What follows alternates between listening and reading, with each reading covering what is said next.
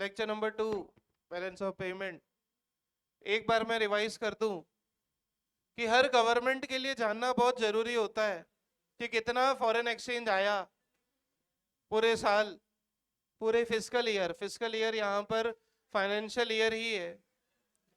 तो हर सरकार के लिए बहुत जरूरी है जानना कि कितना देश में फॉरेन एक्सचेंज आया और कितना देश से फॉरेन एक्सचेंज गया।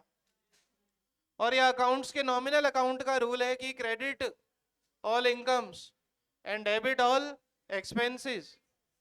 इसीलिए बीओपी भी एक अकाउंट है जो कि मेंटेन करने का काम आरबीआई करता है। और क्योंकि अकाउंट है तो इसकी भी डेबिट साइड होती है और क्रेडिट साइड होती है। और क्योंकि इसकी डेबिट और क्रेडिट साइड दोनों होती है तो क्रेडिट और डेबिट साइड हमेशा क्या होगी? इक्वल।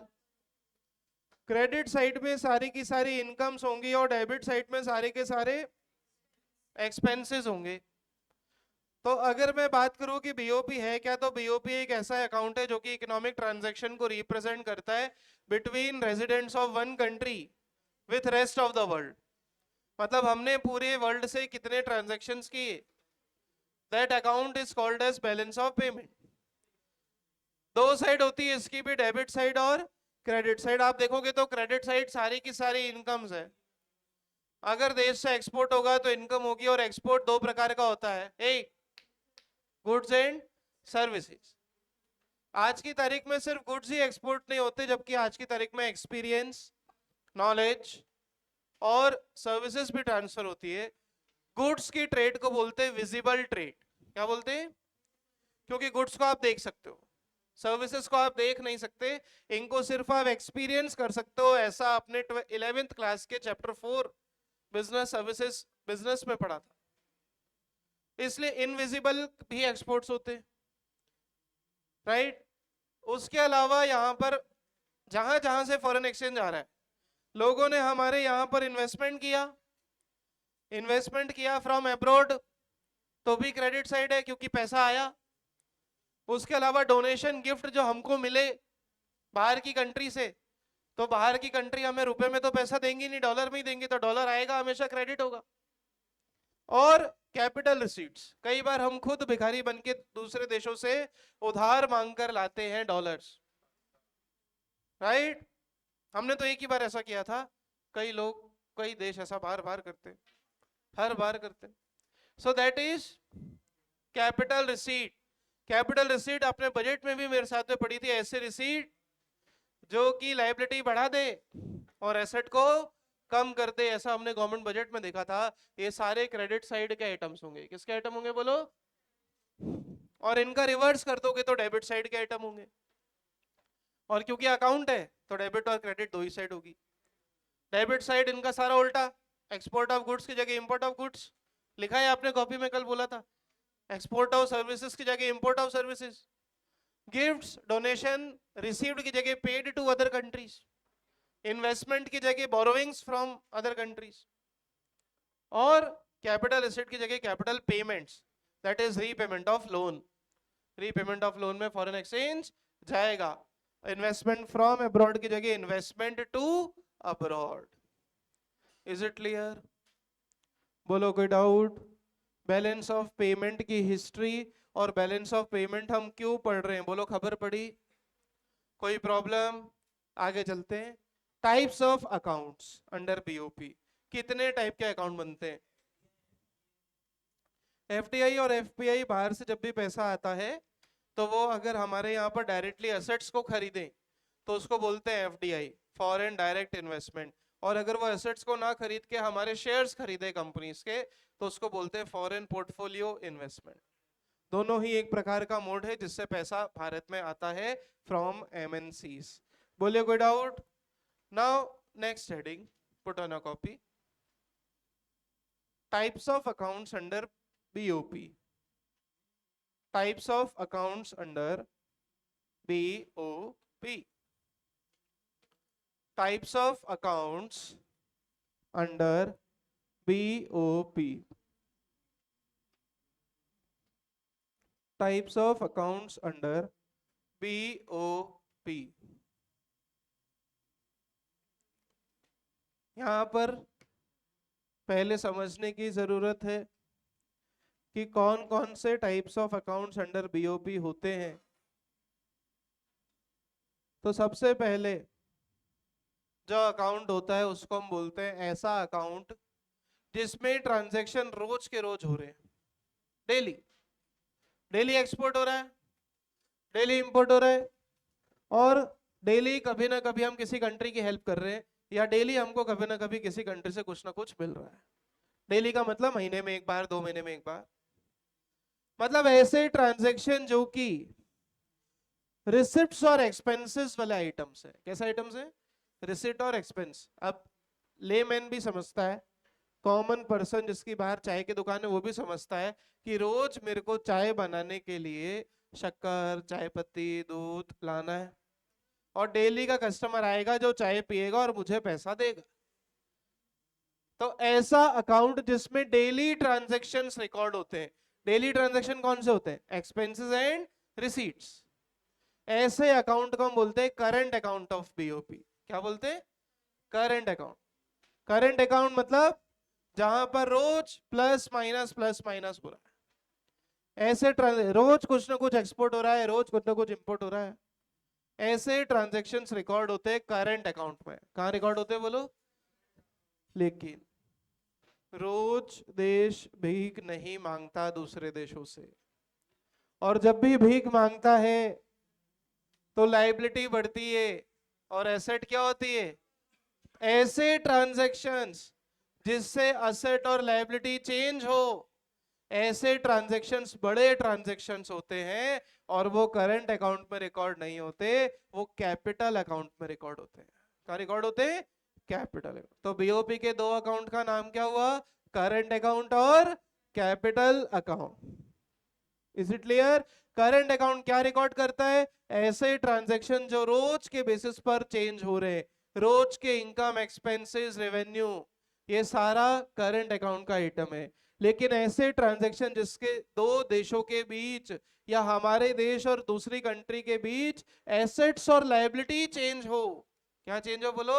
एसेट्स और लायबिलिटी। हम एक एक आइटम को भी लेंगे जो अकाउंट्स में आएंगे, लेकिन अभी के लिए आपको लिटरल सेंस में समझना है दोनों का मतलब क्या है। तो अगर रोज के ट्रांजैक्शन रिकॉर्ड होते हैं तो कौन से अकाउंट में होंगे? Current account. और ऐसे ट्रांजैक्शंस अगर रिकॉर्ड होंगे जिससे देश के बीच लायबिलिटी बढ़ गई या देश के बीच असेट्स क्रिएट हो गई, ऐसे ट्रांजैक्शंस कहां रिकॉर्ड होंगे बोलो? Capital account. कहां रिकॉर्ड होंगे बच्चों? कैपिटल। कोई डाउट? कैपिटल वर्ड हमने बजट में भी डिस्कस किया था, वहां पर भी कैपिटल एक्सपेंसेस और कैपिटल रिसीट्स पढ़े थे, और वहां पर भी हमने पढ़ा था कैपिटल की वजह से एसेट्स और लायबिलिटी चेंज होंगी। Is it clear? तो करंट अकाउंट में ऐसे ट्रांजैक्शन रिकॉर्ड होंगे जो कि डेली नेचर के हैं, और कैपिटल अकाउंट में वो ट्रांजैक्शन रिकॉर्ड होंगे which alters, changes the assets and liabilities between two और more countries. Is it clear? Is it clear everybody? लिखिए, हेडिंग लगाएं, types of accounts under balance of payments. Types of accounts under BOP.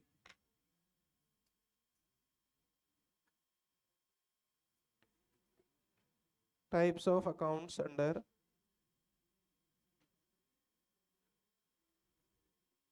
BOP.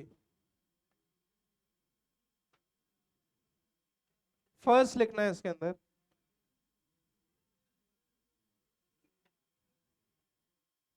Current account. Current account. Types of accounts under BOP, current account. और दूसरा लिखना capital account. Current account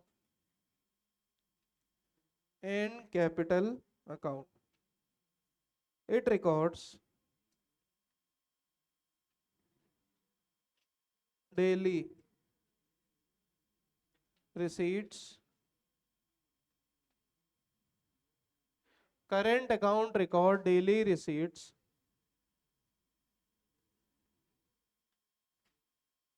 or expenses like exports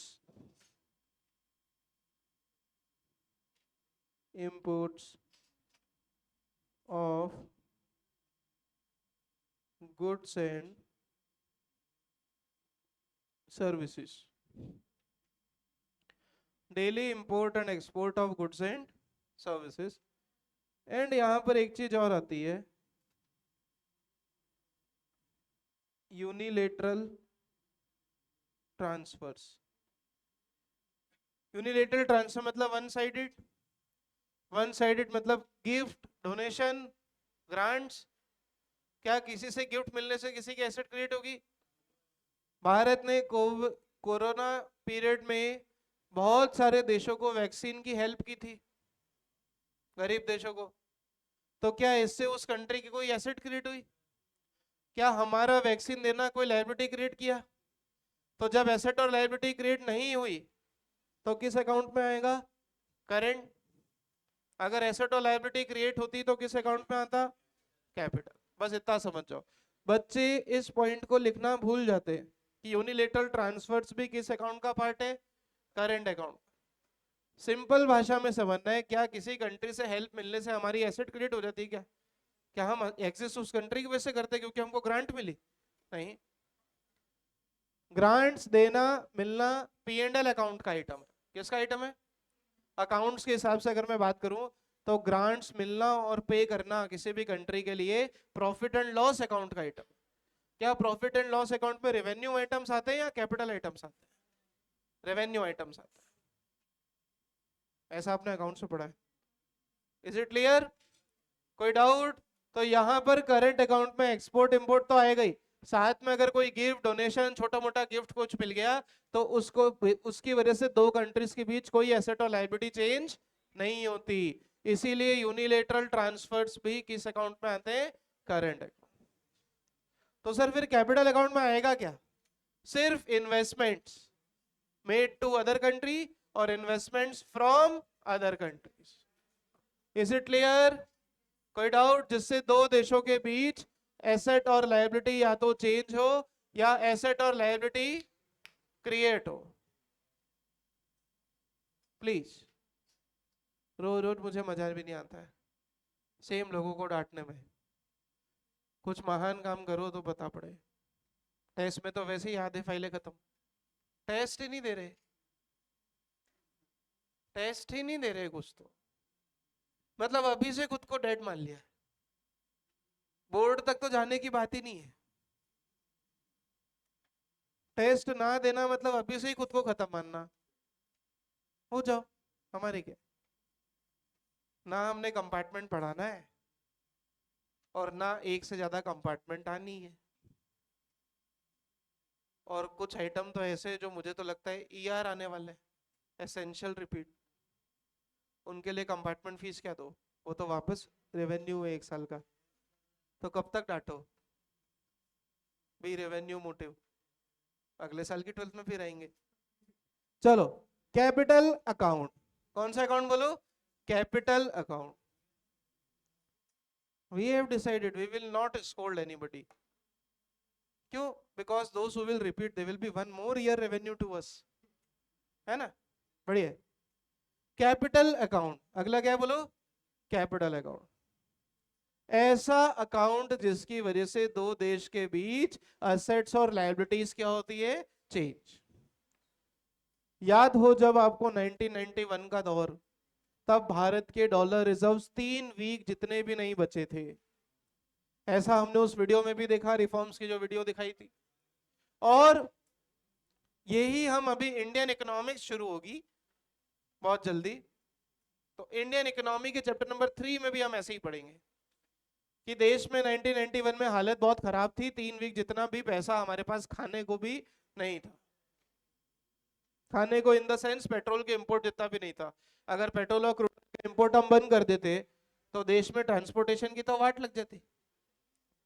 तो हमने liberalisation, privatisation और globalisation करके MNCs को भारत आने का मौका दिया और उन्होंने ढेर सारा पैसा इंडिया में इन्वेस्ट करा, क्योंकि यहां पर लोगों को सस्ता रख सकते थे, cheap labour, and they can produce production at a very low cost of production. तो जब बाहर की इंडिया आई, जब बाहर की कंपनीज इंडिया लेकर के आई अपना बहुत सारा पैसा, तो उन्होंने इन्वेस्टमेंट किया। इन्वेस्टमेंट करा मतलब फॉरेनर्स की एसेट्स इंडिया में बढ़ी।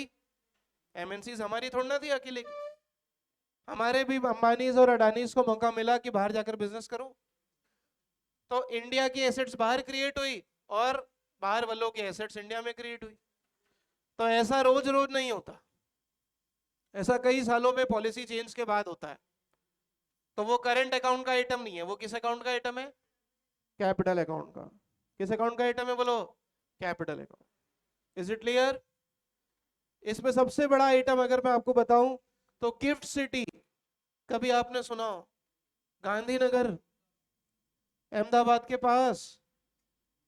मोदी जी का बिल्कुल एक बहुत अच्छा काम, जो कि वर्ल्ड क्लास स्टैंडर्ड्स को बना करके भारत में इस प्रकार की आईएफएससी, जहां पर इंटरनेशनल फाइनेंशियल सर्विसेज सेक्टर, जहां पर कोई इंडिया का टैक्स लॉ अप्लाई नहीं करता, कोई जीएसटी अप्लाई नहीं करता, सारे टैक्सेस माफ उस एरिया में, और that is for ease of doing business and to make in India a growth perspective. That is, वहां पर जो पैसा लग रहा है कोई मोदी जी जेब से नहीं लगा रहे, वहां का जो पैसा है बहुत सारी फॉरेन कंपनीज लगा करके उस सिटी को मेंटेन कर रही, जहां पर इवन वेस्ट डिस्पोजल का अपना अलग ट्रीटमेंट है। कचरा ऐसे थैलियों में भर के आपको फेंकना नहीं है गाय के आगे, वहां पर एक इंक्यूबेशन है, उसके अंदर आप वेस्ट को, इट विल ऑलरेडी वो वेस्ट को एब्जॉर्ब करेगा और कहीं ले जाएगा ट्रीटमेंट के लिए। नो एसीज, कोई एसीज लगाने की जरूरत नहीं, centralise cooling everywhere, even in parking. So ये ऐसी एसेट क्रिएट हुई जिस पर से भारत का अधिकार नहीं है, जहां जिस जिस लोगों ने जितना पैसा लगाया सबका अधिकार है। तो वो कौन से अकाउंट में आएगा इतना पैसा? करेंट में रोज आ रहा है, कैपिटल अकाउंट में। किस अकाउंट में बोलो? Capital account. लिखिए, this account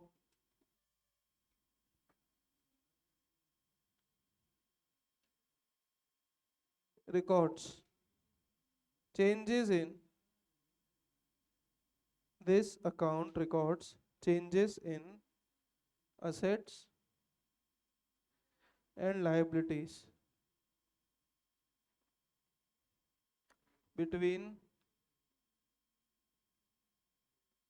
two or more changes in assets and liabilities between two or more countries.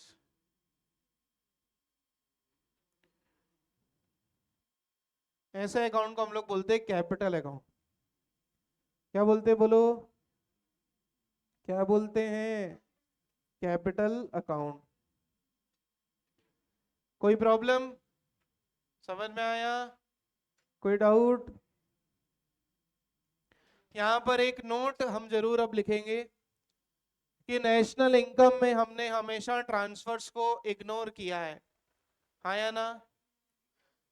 आज तक न्यूमेरिकल में नेशनल इनकम में जब भी आता था करेंट ट्रांसफर्स टू अब्रॉड, और उसके साथ हमेशा आप याद करो क्वेश्चंस में करंट वर्ड लिखा होता था net current transfers from rest of the world, net current transfers to abroad, that means that is which account item?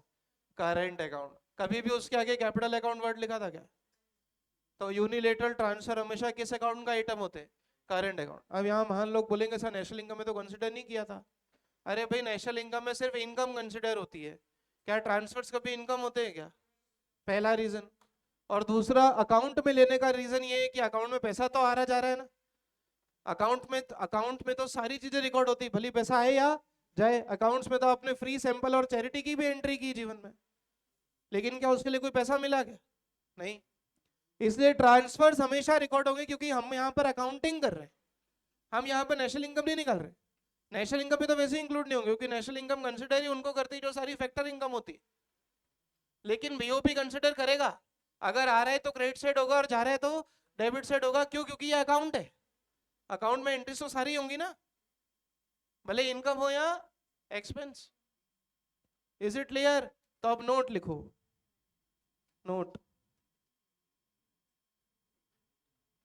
unilateral transfers, the unilateral transfers or payments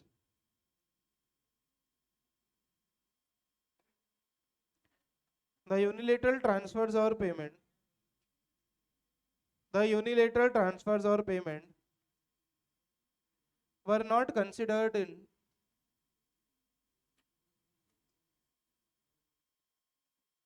the unilateral transfer of payments were not considered in calculating national income.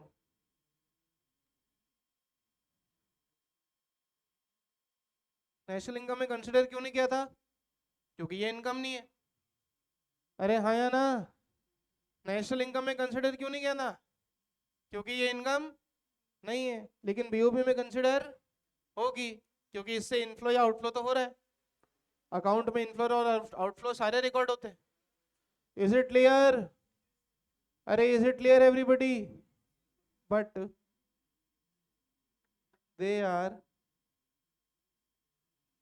they are taken into account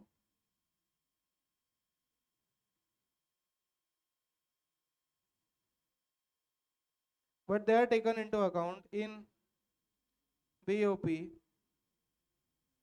But they are taken into account in BOP because there is inflow and outflow of resources. BOP में record होंगे क्योंकि इससे या तो inflow होगा नहीं तो क्या होगा बोलो? Outflow. Is it clear everybody? That is why national income में कंसिडर नहीं होते लेकिन बीओपी में ये कंसिडर होते हैं। कोई डाउट?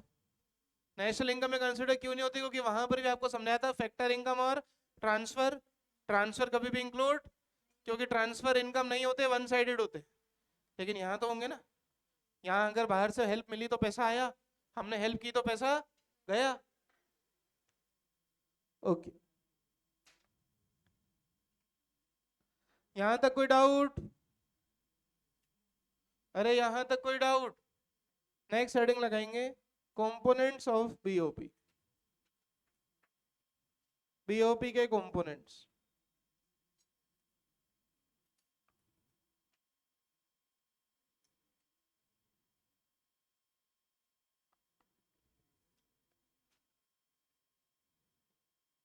पहले क्या पढ़ा था? Types of accounts in BOP. मतलब अभी तक हम ये तो समझ चुके हैं कि चैप्टर का जो न्यूमेरिकल होगा उसमें या तो वो करंट अकाउंट पूछेगा, उसका बैलेंस पूछेगा, नहीं तो किसका बैलेंस पूछेगा? Capital account. करंट अकाउंट में कौन से आइटम्स होते हैं? जो काय के आइटम है? रोज के आइटम है? Receipts, expenses, export import of goods और यूनिलेटरल ट्रांसफर्स। यूनिलेटरल ट्रांसफर इसलिए क्योंकि इससे कोई एसेट और लायबिलिटी चेंज या तो मिला या दिया। अभी मिलने और देने से टू साइडेड तो है ही नहीं। एसेट की एंट्री कब करते हो? Asset account debit to cash, और कैश गया हो। लेकिन ये तो सिर्फ मिल गए चंदे में और यहाँ हमने चंदा दे दिया, इससे कोई एसेट लायबिलिटी थोड़ी क्रिएट हुई। इसलिए यूनिलेटरल ट्रांसफर्स किस अकाउंट का आइटम है? Current account. ऑलवेज ध्यान रखना, यूनिलेटरल ट्रांसफर किस अकाउंट का आइटम है? बच्चे भूल जाते इसको। और कैपिटल अकाउंट में कौन से ट्रांजैक्शन रिकॉर्ड होंगे? जिससे एसेट्स और लायबिलिटी क्या हो? चेंज। समझ में आया?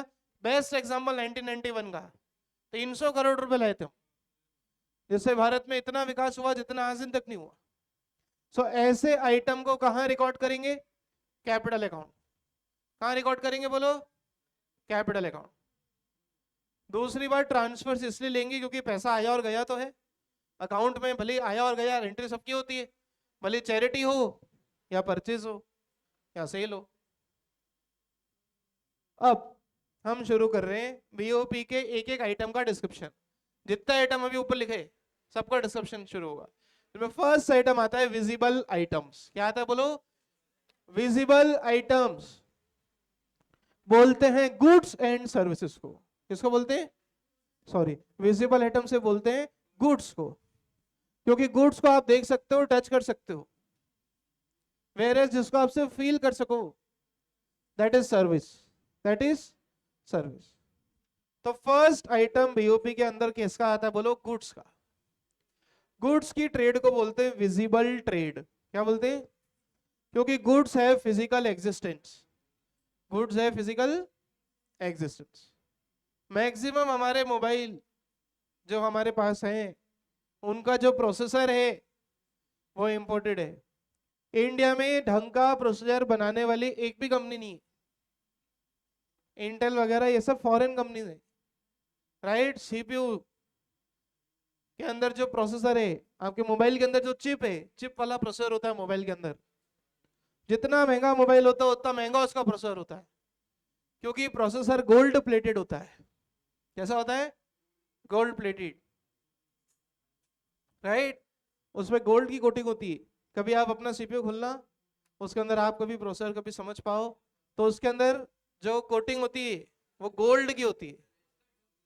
जितना महंगा प्रोसेसर होगा उतनी महंगी कोटिंग होती है उसके ऊपर, because gold has the power कि वो गर्म होते हुए हीट नहीं होता है, उसको हीटिंग टेम्परेचर बहुत चाहिए, ज्यादा चाहिए, तो प्रोसेसर खराब होता है। इसलिए जो सस्ते मोबाइल होते हैं हैंग ज्यादा होते हैं, क्योंकि उनके प्रोसेसर की कोटिंग लाइट है। महंगे मोबाइल हैंग नहीं होते क्योंकि उनका प्रोसेसर महंगा है। लेकिन भारत में जितने भी मोबाइल बन रहे हैं मेड इन इंडिया भले ही चल रहे हो, आईफोन भी मेड इन इंडिया ही है लगभग, ठीक है। असेंबलिंग इंडिया में होती है, ठीक है। एप्पल की is Indian subsidiary also 100%। Apple की इंडियन सब्सिडरी भी है, BMW। वरना वहां पर तो सारे left hand drive cars manufacture होती है। इंडिया में सारी राइट हैंड ड्राइव कार्स जो है मैन्युफैक्चर होती है सारी। तो ये सारे माल इंपोर्टेड है। कैसे इंपोर्टेड है? मैन्युफैक्चरिंग इंडिया में होती है। तो ये विजिबल आइटम्स में आएगा। किस में आएगा बोलो? विजिबल आइटम, जिसको आप देख सकते हो।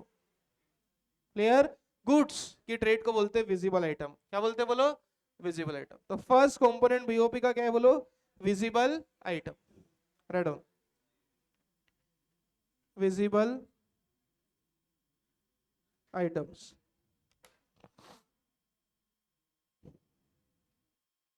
विजिबल आइटम्स ब्रैकेट में लिख दो यहां पे, गुड्स, गुड्स। गुड्स की ट्रेड को बोलते हैं विजिबल आइटम। क्या बोलते हैं बेटा? Visible item. It means import and export of goods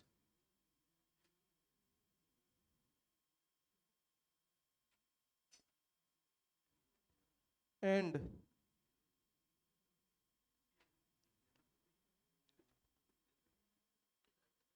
visible item और गुड्स की ट्रेड को प्योर ट्रेड भी बोलते हैं। क्या बोलते हैं? Pure trade, also called as pure trade. Visible item की ट्रेड को और क्या बोलते हैं बेटा? Pure trade. It is simply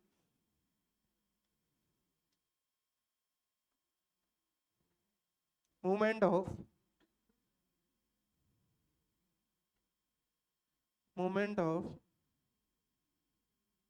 goods between two or more countries। movement of goods between two or more countries। अच्छा, गुड्स पे लगता है कस्टम ड्यूटी। क्या लगता है? Custom duty. इंपोर्ट पे लगेगा इंपोर्ट ड्यूटी, और एक्सपोर्ट पे लगेगा एक्सपोर्ट ड्यूटी। इंडिया का कस्टम एक्ट 1985, ठीक है, रेफरेंस के लिए बता रहा हूँ, सिलेबस 12th में नहीं है। कस्टम एक्ट भारत का लगता है गुड्स पे। किस पे लगता है बोलो? गुड्स पे। सर सर्विस पे क्या लगता है? सर्विस पे क्या लगता है? जीएसटी। क्या लगता है बोलो? GST, goods and service tax.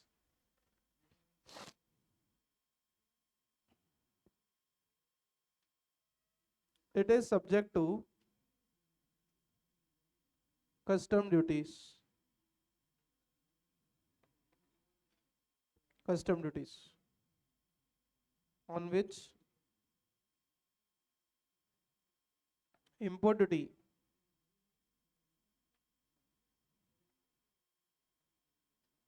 is imposed. import duty लगती है import पे.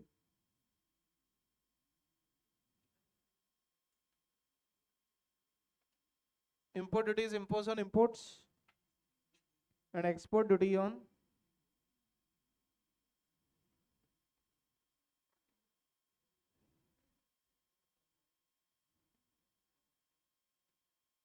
export duty on exports. बोला यहां तक कोई डाउट? इसको क्या बोलते? Trade of visibles. क्या बोलते बेटा? Trade of visible. विजिबल मतलब गुड्स एंड, बोलो, goods and service, only goods. ठीक है, because goods are visible and tangible. तो बोलो क्या क्या पढ़ा आज हमने? दो टाइप के अकाउंट बीओपी में कौन से होते हैं? करंट और कैपिटल. करंट अकाउंट क्या रिकॉर्ड करता है? एक्सपेंस एंड पेमेंट्स रोज वाले और यूनिलेटरल ट्रांसफर्स. कैपिटल अकाउंट क्या रिकॉर्ड करता है? जिससे दो देश की एसेट और लायबिलिटी क्या हो? चेंज. ओके, कंपोनेंट्स में पहला क्या पढ़ा? Visible items. विजिबल आइटम सिर्फ किसका होता है? बोलो, गुड्स का. किसका होता है? सिर्फ गुड्स का. Thank you. आदित्य पढ़े.